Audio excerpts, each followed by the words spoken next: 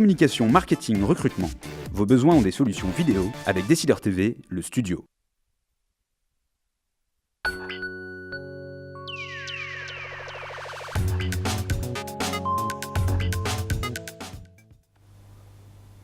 Bonjour à tous et bienvenue dans ce nouveau numéro des Décideurs du Net. Nicolas James sera comme d'habitude à mes côtés tout au long de cette émission.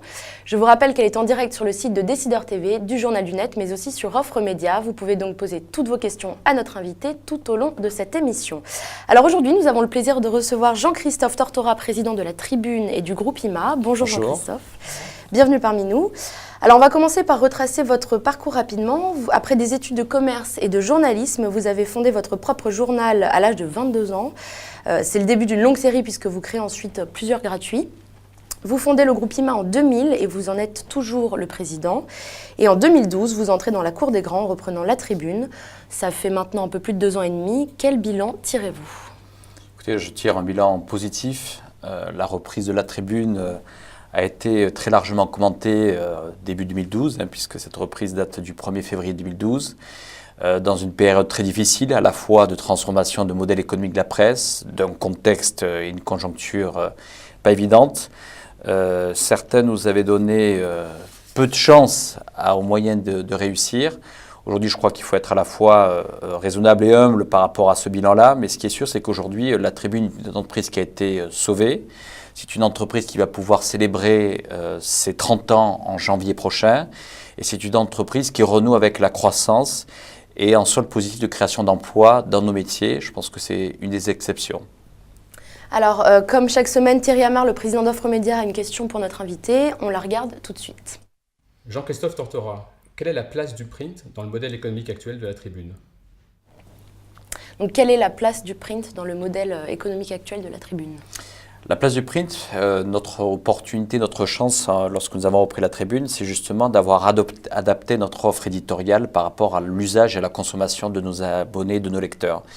Et clairement, le message qui nous avait été adressé, le message d'il y a 2 ans et qui est encore plus d'actualité aujourd'hui, c'était le changement, en tout cas la mutation, de leur proposer un quotidien papier et de passer à un quotidien numérique. C'est ce que nous faisons. Chaque soir, nos abonnés reçoivent à 21h30 un quotidien avec une production à peu près d'une 40 à 50 articles chaque jour. Et l'envie aussi de conserver dans cette offre éditoriale du papier. C'est ce que nous avons fait, puisqu'aujourd'hui, notre édition papier pour le vendredi. Et aujourd'hui, on voit bien que la consommation et l'évolution de la presse papier est plutôt en fin de semaine, vendredi, samedi, dimanche.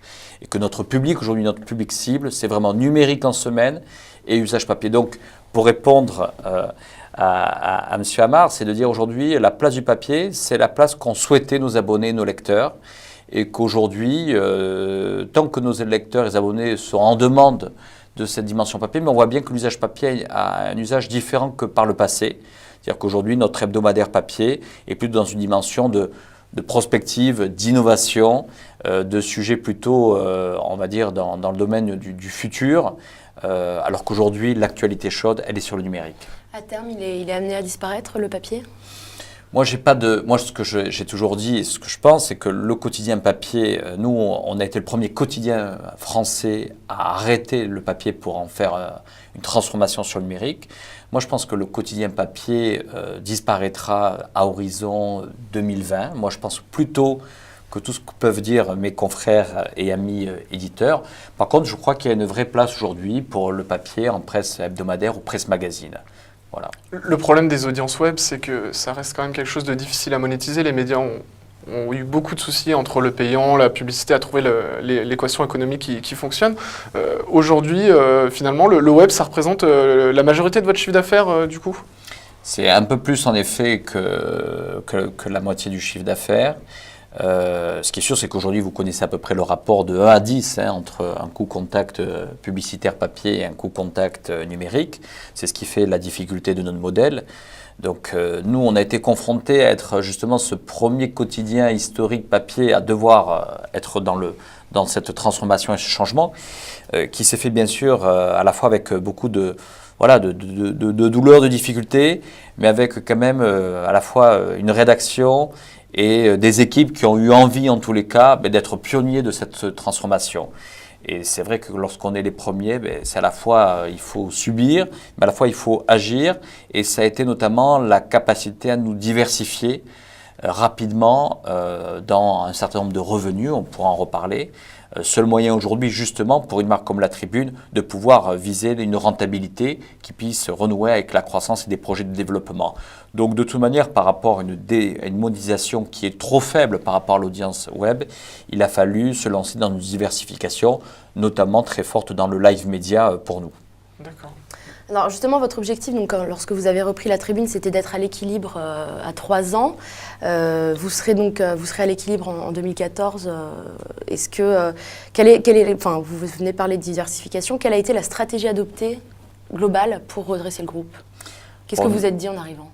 Pour nous, d'abord, il fallait à la fois réorganiser, rationaliser, à la fois dans cette entreprise, également accompagner la rédaction, que le numérique n'était pas un frein, mais était au contraire une chance pour leur métier. Je pense notamment de longues discussions qu'on a pu avoir sur la baisse d'identité ou de notoriété pour un journaliste d'écrire uniquement dans le numérique. Et nos journalistes ont vu au contraire que c'était une réelle opportunité d'être sur le numérique parce que finalement ils allaient être encore plus lus, encore plus partagés. Et aujourd'hui, ces craintes ou ces appréhensions qui datent d'il y a 2 ans ont été totalement effacées. Alors que je vois bien, en échangeant avec certains de mes confrères éditeurs, que ce problème perdure dans de nombreuses rédactions chez nos confrères. Donc aujourd'hui, on est libéré totalement de ce sujet qui n'est plus un frein au développement de notre entreprise et à l'adhésion du projet de nos équipes. Je crois que ce qui a été le plus important finalement, c'est de trouver l'adhésion auprès des équipes, effacer ces freins culturels, pour aujourd'hui nous plonger complètement dans les réalités et les envies finalement de nos lecteurs et abonnés. Et donc pour nous, ce qui était très important, c'est de finalement transformer d'une rédaction papier à une rédaction qui est totalement numérique. Aujourd'hui, tous nos journalistes sont et écrivent et produisent pour nos supports numériques. Et ensuite, notre édition papier est une édition complémentaire à notre dispositif. Donc ça, c'était le premier enjeu. Le deuxième enjeu pour nous a été celui de nous redéployer partout en France, parce que ça a été notre stratégie globale et locale. Alors justement, on va parler un petit peu de votre stratégie numérique. Vous allez, selon le site Presse News, sortir un nouveau quotidien numérique sous forme d'application d'ici septembre, si j'ai bien suivi. En quoi est-ce que c'est une nouveauté par rapport à votre appli actuelle? C'est quoi en fait cette application? Quoi?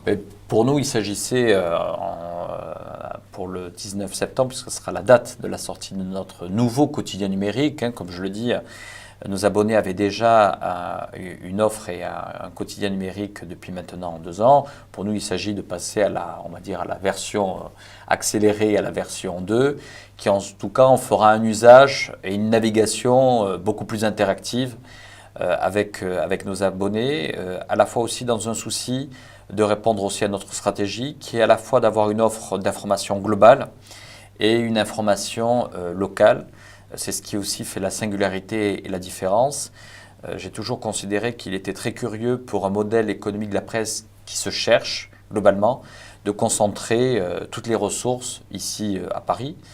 J'ai toujours souhaité en tout cas une tribune qui soit totalement décentralisée. Je le dis souvent, 70% du PIB est réalisé hors de Paris. Donc pour nous, il s'agit de mettre bien sûr beaucoup de moyens, et on continue à mettre des moyens ici dans notre rédaction à Paris, mais la singularité, la différence par rapport à nos confrères, c'est que nous avons créé des bureaux en région, parce qu'en région, il y a de la croissance, il y a des entreprises, il y a nos abonnés, et pour nous, la stratégie de la Tribune, c'est d'être à la fois globale et locale.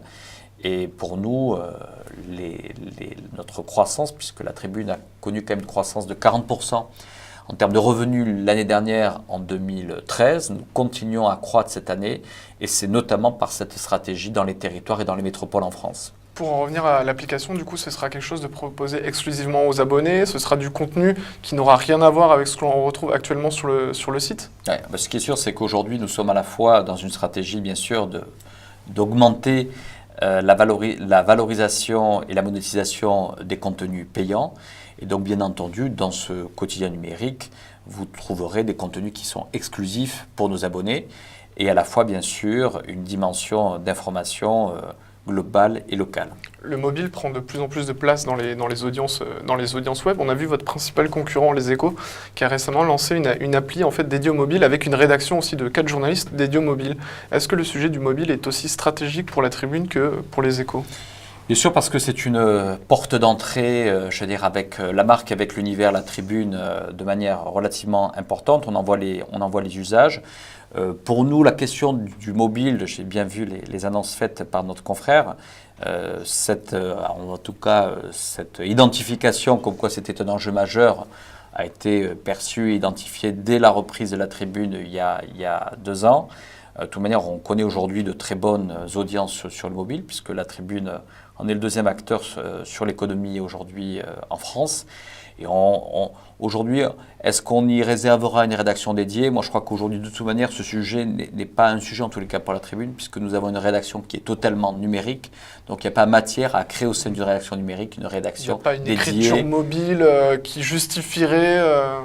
Aujourd'hui, en tout cas, ce qu'on peut dire, c'est qu'il y a dans notre organisation des community managers qui, il est vrai, impliquent d'avoir un ton et une animation propre sur l'usage du mobile. Mais pour moi, sur le mobile comme sur le numérique, l'enjeu, il est à la fois d'être leader sur le global et sur le local, parce que quand on veut connaître aujourd'hui une croissance de part de marché d'audience, il faut répondre à la fois à ces 2 dimensions-là. Et je crois que le numérique, on ne l'a pas suffisamment dit, a totalement effacé ce que j'appellerais, moi, on a appelé les médias nationaux, les médias locaux. Aujourd'hui, quand vous êtes une entreprise à Lyon ou à Lille, ce que vous avez envie d'avoir sur votre mobile, c'est à la fois votre information économique internationale, nationale sur l'économie, et à la fois l'information économique locale. Et on voit bien qu'aujourd'hui, la presse quotidienne régionale connaît des difficultés, a réduit considérablement le traitement de l'information économique locale.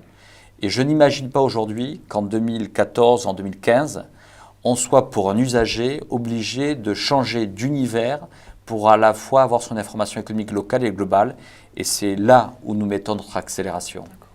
Alors comme vous le savez, il y a des questions des internautes. Arnaud demande quel sera le prix de l'appli ? Pour nous, notre abonnement aujourd'hui, il est de 280 € pour un abonnement numérique, sachant que c'est un abonnement qui est surtout réservé pour les entreprises, puisque le marché de la Tribune est un marché B2B, au B2C2B, mais en l'occurrence aujourd'hui, 95% de nos clients sont des entreprises ou des collectivités locales. D'accord. 95% des abonnés à la Tribune sont, oui. Ah oui, d'accord, effectivement. Oui. Alors en avril, le site rassemblait plus de 1,5 million de visiteurs uniques selon Médiamétrie Net Ratings. Vous aspirez à dépasser Les Échos ? Notre enjeu n'est pas là. J'ai fait souvent des déclarations. Aujourd'hui, on voit bien que l'audience, bien sûr, est un enjeu. Il vaut mieux avoir une bonne audience pour se déployer, se développer. Mais pour moi, ce qui est important, c'est que nous ayons surtout une audience affinitaire, au sens, j'ai toujours dit, je préfère avoir en tout cas des internautes qui soient acteurs du média au sens qu'ils contribuent même en termes à la fois de contribution et à la fois qu'ils soient très présents dans à peu près, on va réaliser en 2015 près de 100 événements. On est le premier producteur d'événements économiques, ce qui a très largement contribué à nos objectifs d'équilibre pour cette année. Pour moi, ce qui est important, c'est que ça soit une grande communauté, la communauté de ceux qui se retrouvent sur la Tribune, et qu'à la fois ils soient bien sûr consommateurs de l'information, qu'ils soient à la fois même contributeurs dans les commentaires. Et le site La Tribune est un des médias qui génère le plus de commentaires aujourd'hui sur la presse économique, et à la fois qu'ils soient présents dans nos événements. On souhaite qu'ils soient des internautes acteurs.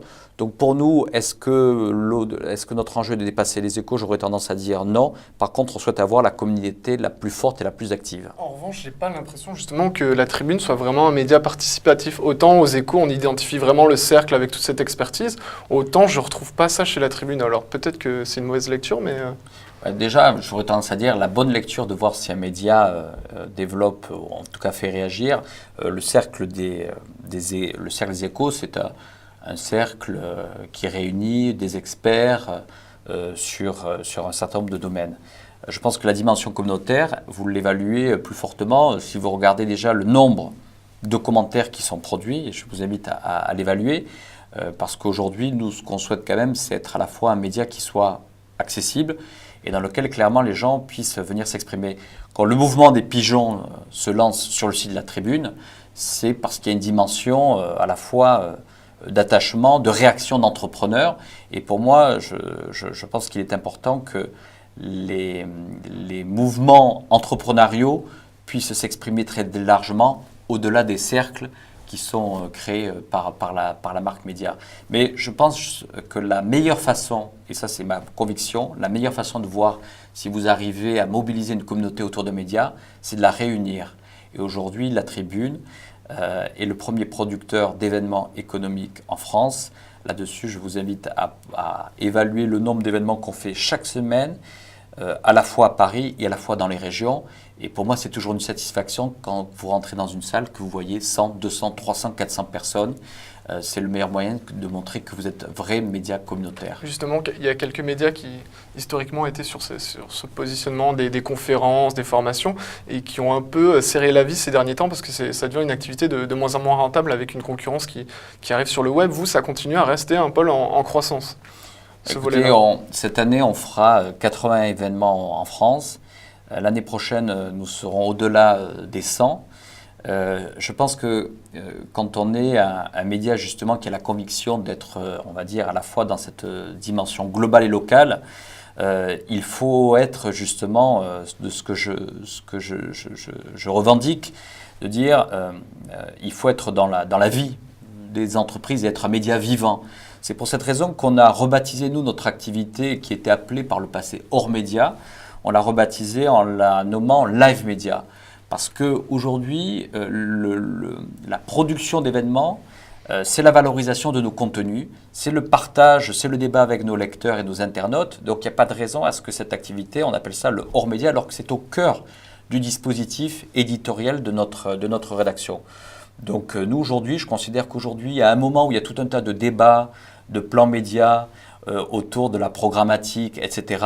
Moi, ce que j'ai envie de dire, c'est qu'aujourd'hui, la Tribune apporte de la vie, aujourd'hui, dans les plans médias des annonceurs.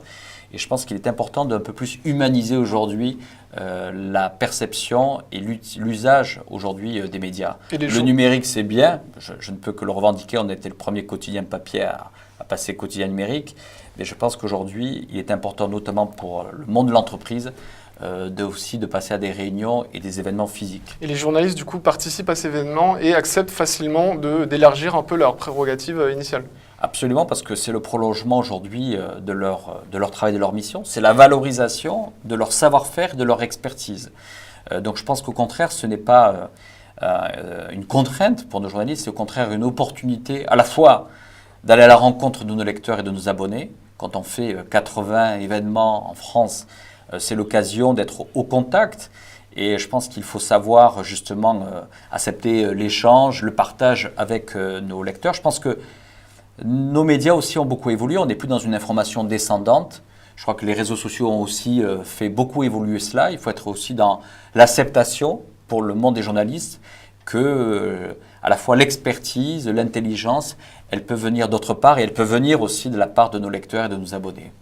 J'imagine que vous n'organisez pas ces événements que pour ça, mais il y a des retombées en termes d'abonnement de tous ces événements, ces débats Bien sûr, notre activité Live Média, ce que l'on peut dire, c'est qu'elle est moteur d'un développement, de beaucoup de croissance et de création de valeur au sein de l'entreprise.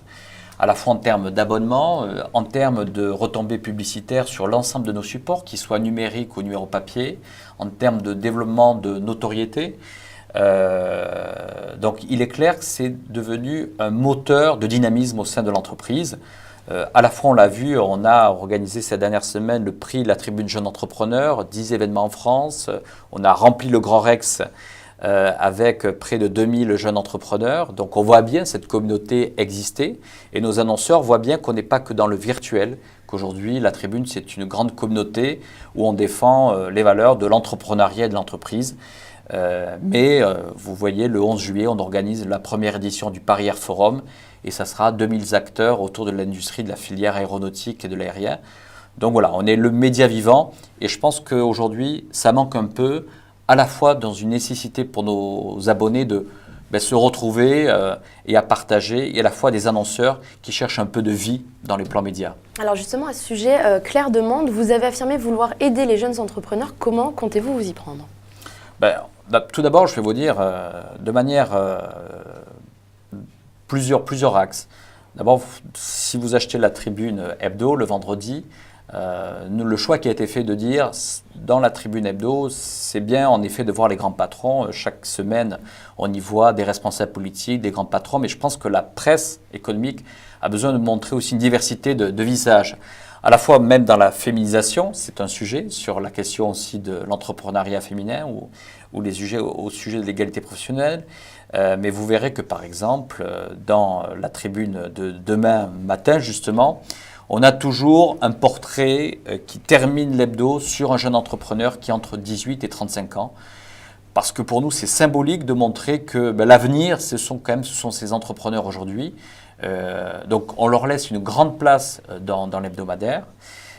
Et puis en effet, le prix de la tribune jeune entrepreneur, pour nous, c'est l'occasion de donner un large coup de pouce, puisque nous valorisons et nous mettons en avant tous ces entrepreneurs qui créent de la valeur et qui seront de toute manière les capitaines d'industrie de notre pays.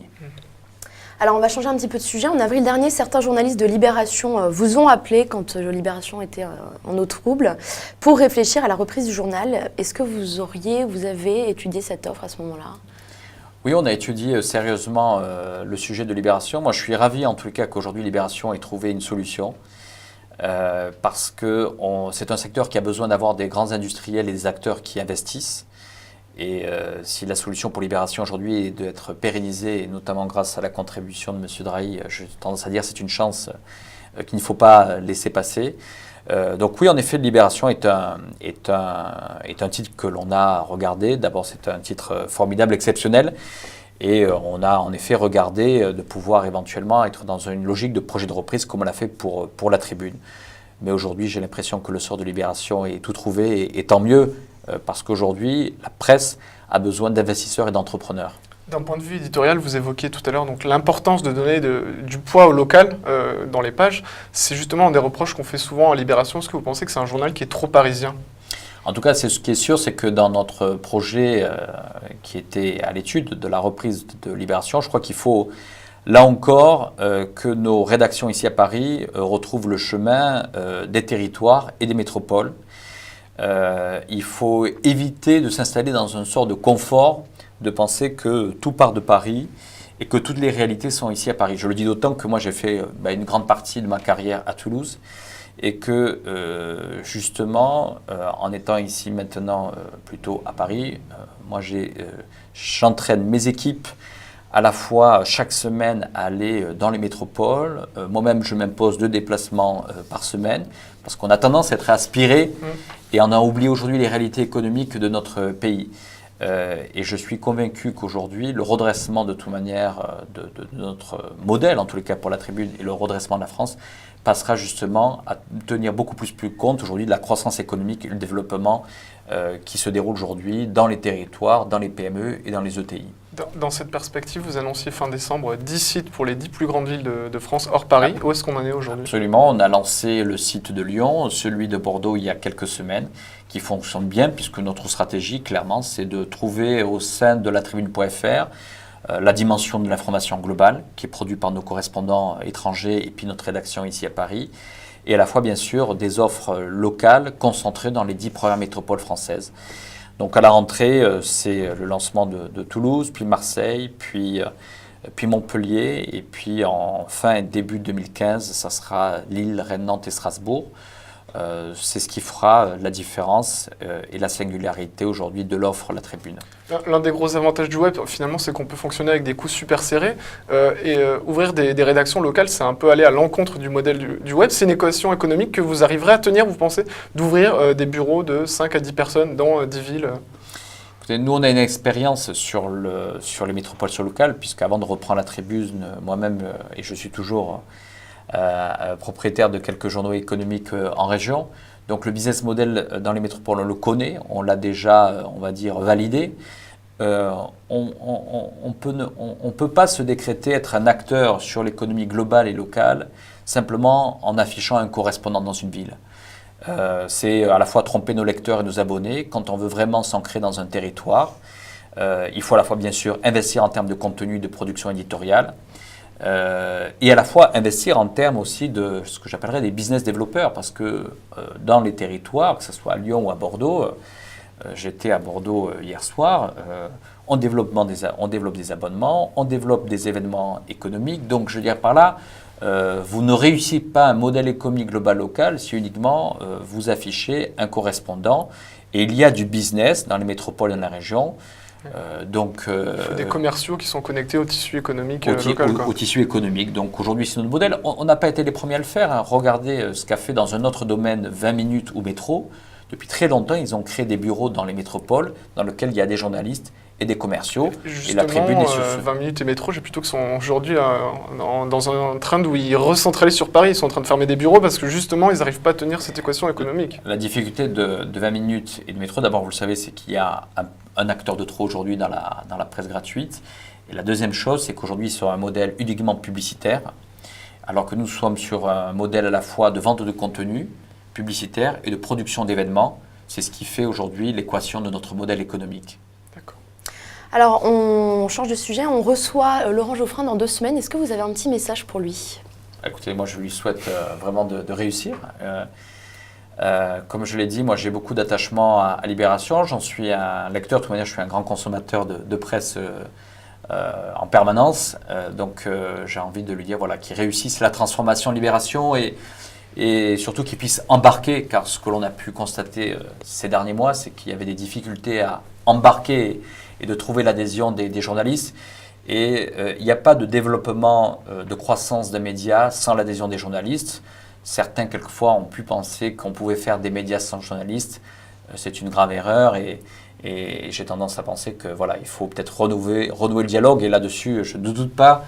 J'ai rencontré plusieurs fois Laurent Geoffrin qui sera renoué dans un dialogue constructif pour Libération. Les rédactions, justement, elles ont fait front face à Bruno Ledoux parce qu'elles considèrent que Libération n'est pas une marque, Libération est un journal. C'est intéressant parce qu'on peut faire un peu un parallèle avec ce qui s'est passé avec la Tribune. Est-ce que vous ne pensez pas qu'ils ont tort, finalement, de penser qu'aujourd'hui, Libération se réduit à un journal ? Ouais. Je pense qu'il faut que Libération, qui a su montrer pendant des années qu'elle avait, par sa culture d'entreprise, sa ligne éditoriale, que c'était un journal qui était loin d'être conservateur. Et je pense qu'il faut que justement les journaux de Libération s'appliquent à eux-mêmes cette avance et cette philosophie qui a fait la marque de l'histoire de Libération, d'être un journal en avance sur son temps, sur tout un tas de sujets, de société, etc. Et je pense qu'il faut que justement la rédaction de Libération démontre à la fois à ses lecteurs et ses abonnés, et j'en suis un lecteur et abonné, qu'elle ne reste pas sur des positions de conservateurs. Eh bien, ce sera le mot de la fin. Merci beaucoup, Jean-Christophe Tortora, d'avoir assisté à notre émission. On se retrouve la semaine prochaine, même jour, même heure, avec Stéphane Père, Chief Data Officer à The Economist. En attendant, regardez notre replay sur le Journal du Net ou Décideur TV. Bonne semaine à tous.